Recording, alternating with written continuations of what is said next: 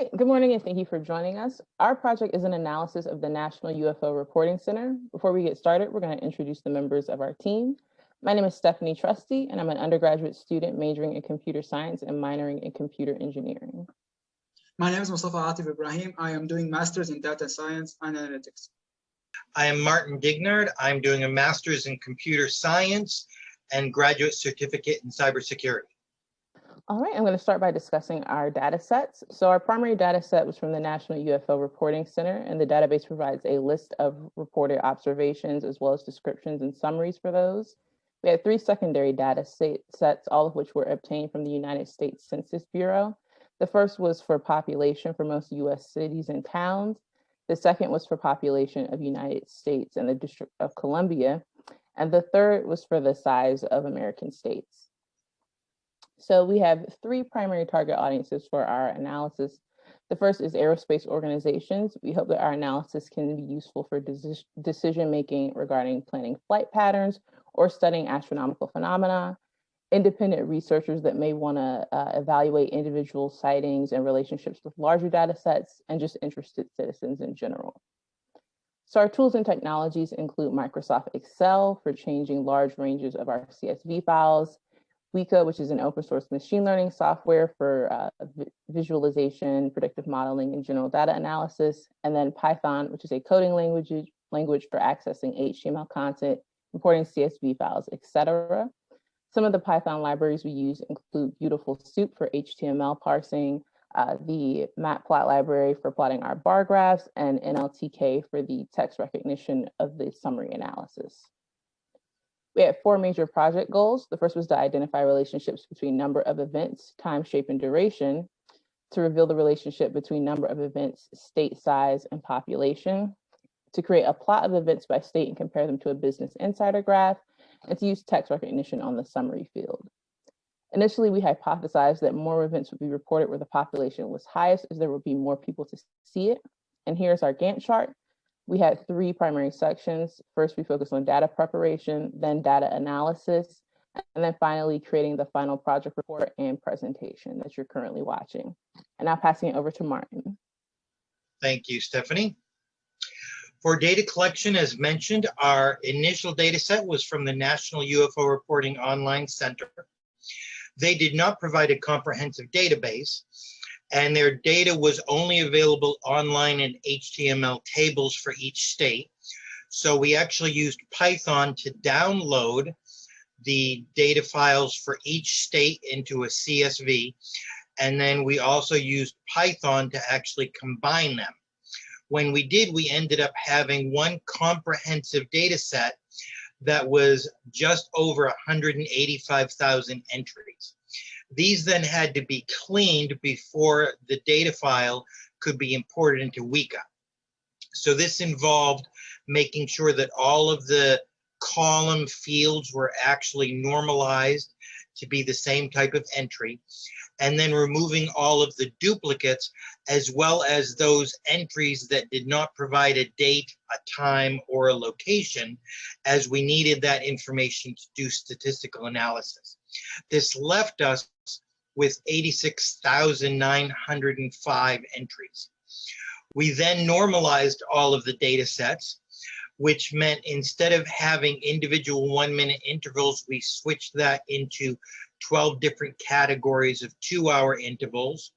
The duration, instead of having it in various options, we split that into 8 different groupings according to how long the event occurred or was observed. And we changed the shape. Instead of being 22 different subjective categories, we group those together so that circle and disc or egg and oval would be in their own groups. We then added all of the information from the secondary data sets and converted the CSV file into an ARFF file that could then be imported into Weka. And passing it to you, Mustafa. Thank you. So I'll be talking about the results. So our results are split into 4 goals. The first goal was to identify any relationship between the number of during the day of increase during the night, And as you can see here, that from 8 to 10 p.m. was the most frequent time where the event happened. Straight, we go to the shape field. In the shape field, as you can see here, the most frequent one was the light among the others, like circle, sphere, triangle. Next is the duration. The most frequent time and the occur time was between 0 to 2, as you can see here in the bar chart. Next is that we found out that the most frequent shape was light, and so we did the association between light, shape, and duration. As you can see here again, that between 0 and 2 was the most frequent time. Then we have used Python to do the same thing as seen above, but it didn't work out. So we have used Excel for that. Next is the second goal, was to reveal any association between the number of events and the state size, and the population of the state. Again, we have used Weka and Python to do the visualization. First of all, we did the state and state size. We did. As you can see here, the observation shows that a clear trend where the number of events are related inversely to the size of the state. Next is the state and state population. Although the results are not quite dramatic, the trend does show an inverse relationship between the number of events and the population of state. Next is this, we did the relationship between state size and state population. The plotting shows the number of events is clustered where the state size is small and the population is also low. Next is city and city population. As you can see here, the data again seems to indicate that the greater number of events were reported where the populations are lowest. The third goal was to plot the number of events by year and compare those results to the Business Insider article. As you can see here, the number of events, the year that happened the most is 2015. It happened by almost 8,000 events happened in that year. Next is the fourth goal, was used to do the summary analysis or text recognition to identify the most common words in the summary field.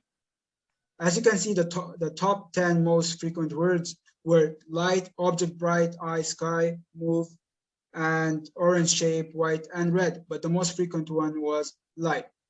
Passing to you, Martin. Thank you. Again, our primary goal was to identify relationship between events and circumstantial factors. In our original hypothesis, we expected a relationship between population density and the number of reports, because we would think that the more people in an area, the more events would be reported. However, our results revealed exactly the opposite, that the number of reports were inversely proportional, meaning that events are more likely to occur in locations that are sparsely populated. So the final outcome, as we say here, that the most common shape that we saw from the bar graph was light, and the most common duration was between 0 to 2, and the most common time period or duration, the time period was between 8 to 10 p.m. As you have seen, the number of events was plotted according to the state size, state population, and city population. There is an increase in events in location where the population is smallest. The exception to this data trend was the state of California. Then we did a comparison with the Business Insider. The number of reported events increased while the article had predicted a decrease. As we have seen, also the most frequent word from the summary column was light, and it have occurred around 30,387 times. Passing it to Stephanie. So our analysis has shown that the number of UFO-related events has significantly increased in the 21st century, and this increase proves to have some practical concerns for air traffic controllers, as well as security issues for military and government officials. Going forward, there needs to be an increased effort to remove hoaxes and duplicates from the UFO Reporting Center database. access to government radar and reports can help cut down on some of these, as we'd be able to compare event locations and frequency of other astronomical and air traffic events. And that concludes our presentation. Thank you for watching.